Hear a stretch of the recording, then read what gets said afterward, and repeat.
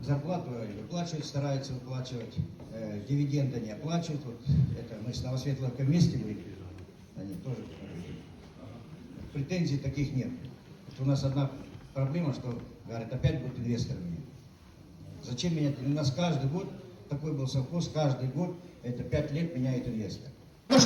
Мало того, он Альби забрал земли, он еще сейчас есть компания казахская, как она, зерновой консорциум. Они взяли бывшие земли Казэкспортастыка. И туда он устроил своего брата, в совхоз Чкалова или где, директором, уже и туда залез. Конкретно по Тасмагамбетову я предоставлю документы действующим органам, необходимо прокуратуре, ДВД, антикору. Сколько можно это продолжаться? Беспредел это натурально, не надо далеко ходить, это все рядом ходит с нами. И он ходит там с красивых трибун, нам обещает, вот так и так. На самом деле, ворами являются они. Надо разобраться, Даниил Куанбек, я представляю, с поселка Новоселовка, она раньше была Новоселовка Алиби. В 2021 году, 1 мая, пришли якобы инвесторы Арай Астык Групп, как нам представили. Районное начальство приезжало, собрали сход. Они спрашивали, какие обязательства, мы задавали вопросы, они сказали, обязательства наши, что мы рабочие места сохраним в полном объеме, зарплата будет вовремя, паи будет выдано в полном объеме. Когда осень уже наступила, они свои обязанности не исполнили. Рабочие места сократили. А сколько было рабочих мест, сколько стало? 147 было рабочих мест. Сейчас, по моим подсчетам, где-то вместе с отделением, наверное, человек 30-35 максимум. Работают? Работают сейчас, да. По паям объясните, пожалуйста, что значит паи? Паи это Это часть урожая, правильно? Часть урожая, да. Мы заходили, когда в ТМ заходили, и в эту у нас условные доли есть в процентном выражении. Сколько вы, допустим, получали при старых инвесторах? Когда был Новоселовка ТМ, я на последний год, на 2020 год, я получил чуть больше 8 тонн отходов. Первого класса, можно сказать, отходов. Очень качественные. И на выбор давали нам или ячмень, или же пшеницу на выбор. Сейчас? Сейчас у нас эти инвестора отказались от нас. Они просто сделали нам как подачку. Я считаю, что это подачка 1 тонну социальной помощи это назвали. Они не паи это называют. Паи сказали, они забудьте про паи. Почему? Они, не знаю, они так сказали. Мы, говорит, хозяева, мы якобы выкупили это все.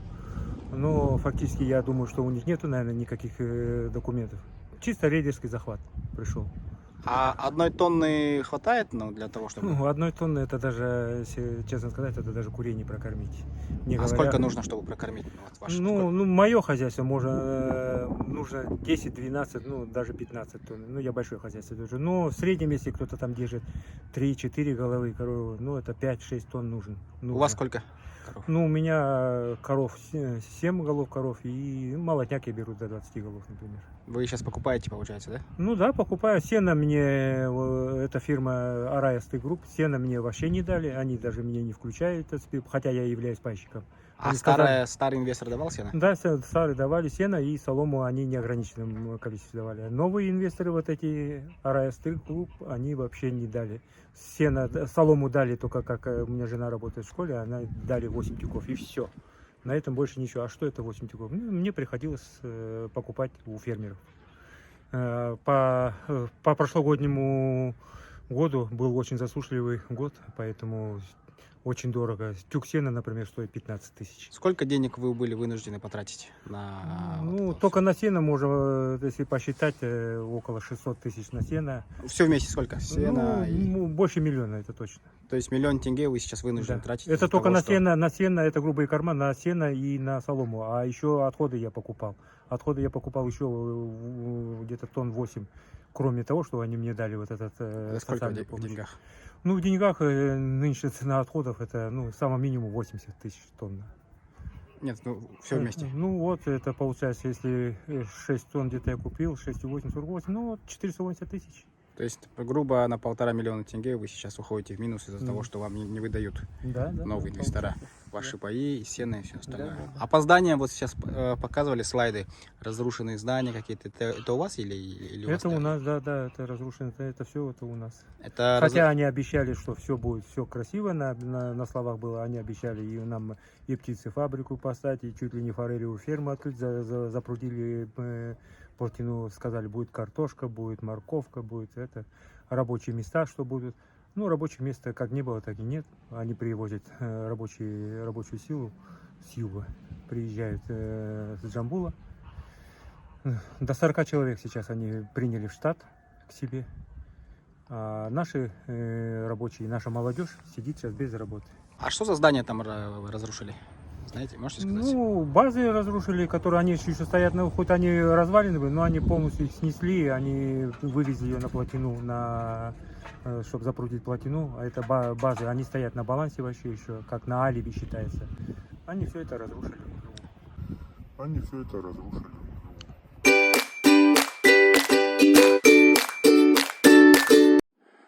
Время 7 утра, и мы попытаемся поймать возле его офиса.